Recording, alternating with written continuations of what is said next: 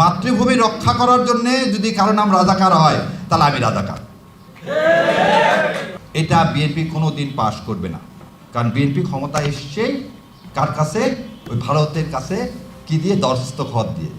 So এই গণভোটের রায় বাস্তবায়ন করতে গেলে আমাদেরকে হয়তো আবার মাঠে নামতে হবে।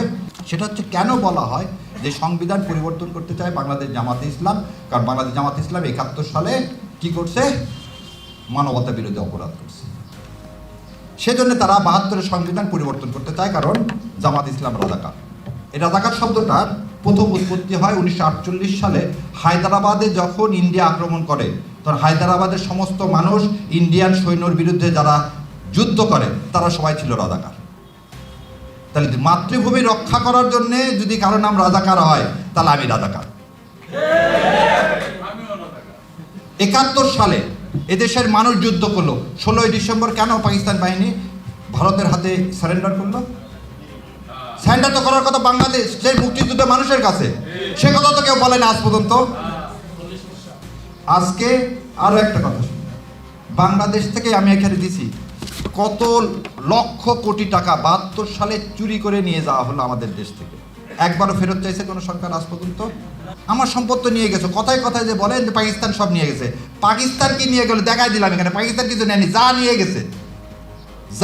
গেছে ৭২ সালে সব ভারত নিয়ে গেছে। সেদিন আমি বলছি যে বাংলাদেশকে স্বীকৃতি দেওয়ার জন্য চায়না ভেটো প্রয়োগ করছিল ইউনাইটেড নেশনে ৭২ সালে। কেন জানেন? আগস্ট মাসে বলছিল যতক্ষণ এই গুপ্ত কথাটা, এই গুপ্ত এখানে না, তখন আওয়ামী লীগের মুজিববাদ মানে হচ্ছে ইন্ডিয়ান সেনাবাহিনী ছিল এদেশে। ৭৫ সাল পর্যন্ত এদেশে আর একটা দেশের সেনাবাহিনী থাকে কিভাবে? হাসিনার সময় ছিল না? আমরা দেখছি না হিন্দি ভাষাভাষী কথা? আমার ৫৭ জন অফিসারকে কেন মানলে? সেই কথা, শেষ কথা, এইটা আপনারা আন্দোলন ছাড়া ভাই এটা পার্লামেন্টে পাশ হবে না।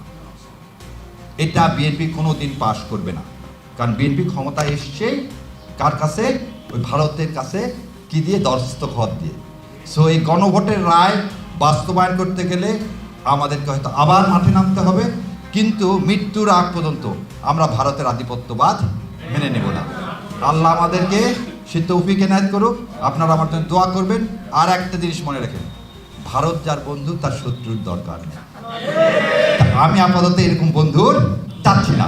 অত পৃথিবীর বহু দেশ আছে বন্ধু, আর আমরা তাদের কাছে যাব, এই বন্ধু থেকে আপাতত নিরাপদ থাকি। আল্লাহ হাফেজ।